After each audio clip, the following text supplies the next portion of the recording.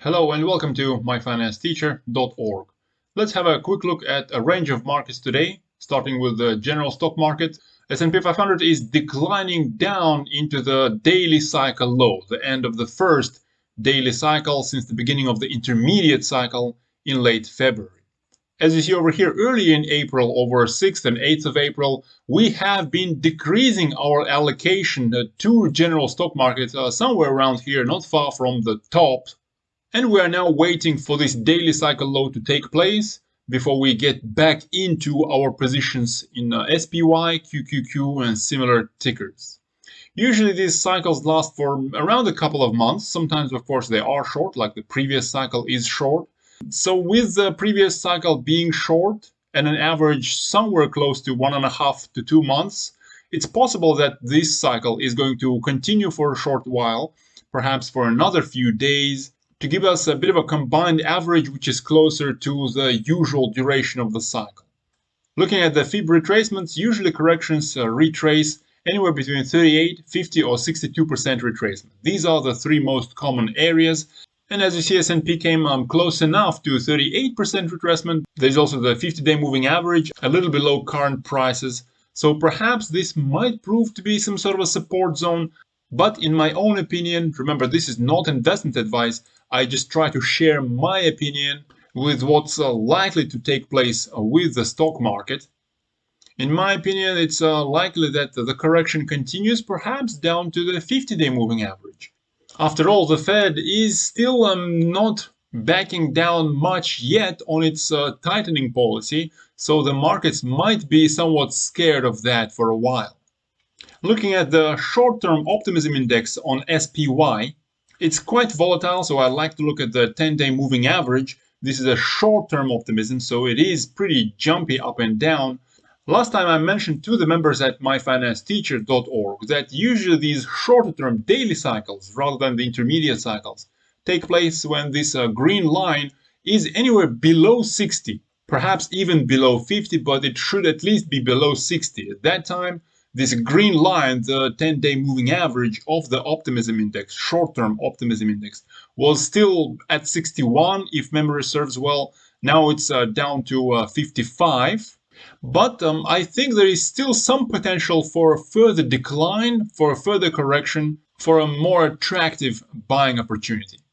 Next, let's have a look at precious metals. Gold, as I mentioned in the previous video on gold from a few days ago, gold has started a new short-term daily cycle. So generally in the shorter term, you would expect an upward momentum in precious metals. And that's what gold has been doing so far over the last couple of weeks. We do see gold following our expectation generally higher, but I also mentioned, if memory serves well, that I wasn't expecting any explosive moves in this short-term daily cycle out of gold for a couple of reasons. One of them is, again, this still a relatively hawkish stance by the Fed. We have FOMC coming up in early May. And the second reason, as I mentioned last time, is even though in the short term the daily cycle is still pretty young at only 13 days long, so there is still some time for an upward momentum here before the short-term daily cycle low has to take place. In the intermediate term, the intermediate cycle is already 117 days long. We still have time for somewhat of a bounce in gold, perhaps even test some round numbers around $2,000 or higher. But usually these cycles last for around a half a year. While the short-term prospects are quite interesting, in the intermediate term, perhaps there will still be another buying opportunity. But again, together with the members at myfinanceteacher.org, we have already been fully allocated to precious metals for quite a while. Looking at the optimism index in gold, over the last several weeks it has dropped quite a lot, from above 70 down to around 60, and so far it's only recovered to 63, which also aligns with our expectations that there is still some potential for a bit of a move higher for this optimism index to go somewhere above 65, perhaps before a bit of an intermediate correction is likely to take place. So there is green light in the short term and perhaps a yellow light, a bit of a cautious sign in the medium term.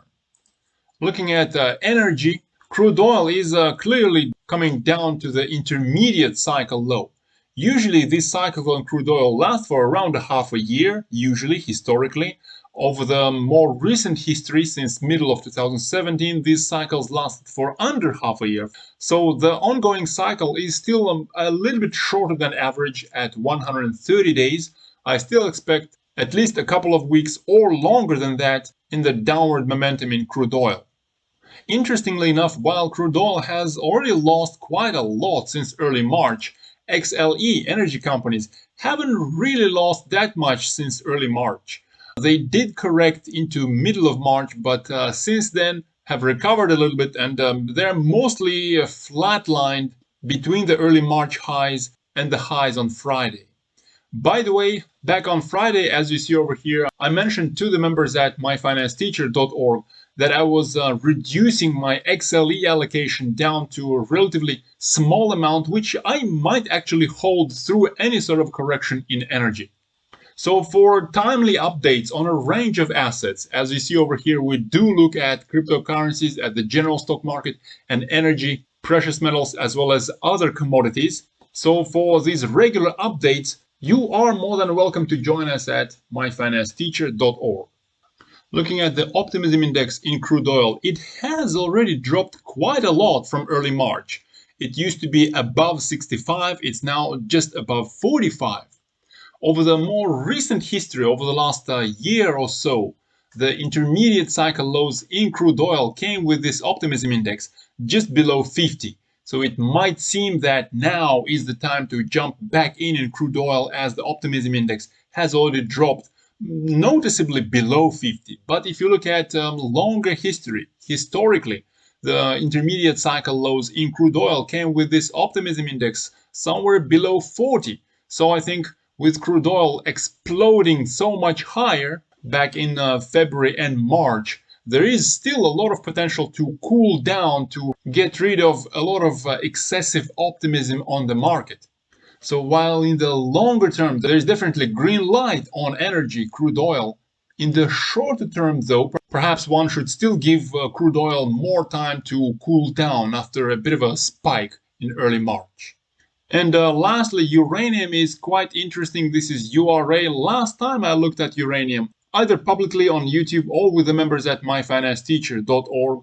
Which one was it? I can't remember right now, but I was expecting a bit of a second right shoulder in URA before breaking out of this support resistance zone somewhere around 26. That's pretty close to what URA did. We're likely retesting that breakout before continuing higher to the next resistance zone just below 30, which would be based on those October 2021 highs. If that resistance is broken, the next one is somewhere around 31.5 based on those November last year highs. So in the shorter term, there is some interesting momentum in uranium producers right now, but in the intermediate term, looking at the intermediate cycle in uranium price itself, let's switch to the line. Usually these cycles last for under half a year, but looking at the longer history, we'll actually see an average much closer to half a year. The ongoing cycle is over 3 months old right now. The RSI is well into overbought, and unless uranium price spikes much higher here, there might be a bit of a negative divergence on RSI over the next few days, as the price is showing higher highs with RSI showing lower highs, which is a cautionary sign. So if over the next few weeks uranium cools down a little bit, I don't really expect any significant drops. URA might actually move somewhat sideways for a while, perhaps after reaching at least the first resistance zone somewhere around 30. Because even as uranium cools down, URA is still underpriced. This is the ratio of URA to uranium prices, and as you see, it has been generally coming down since October, November last year. And the 14-day RSI of this ratio is now showing positive divergence since late January, where the ratio is showing lower lows with RSI showing higher lows. That is positive divergence, which is usually a bullish sign. So while uranium might actually move sideways or even cool down, uranium producers might still be enjoying from a relatively higher price and might not correct as much. And of course, together with the members at myfinancesteacher.org, we do have a very comfortable position in uranium miners. And in addition to that, every month I try to produce uranium report to the members at myfinancesteacher.org. And some of those monthly uranium reports do even get published publicly on YouTube. So for more details, feel free to join us at myfinancesteacher.org. Have a pleasant Monday. Bye-bye.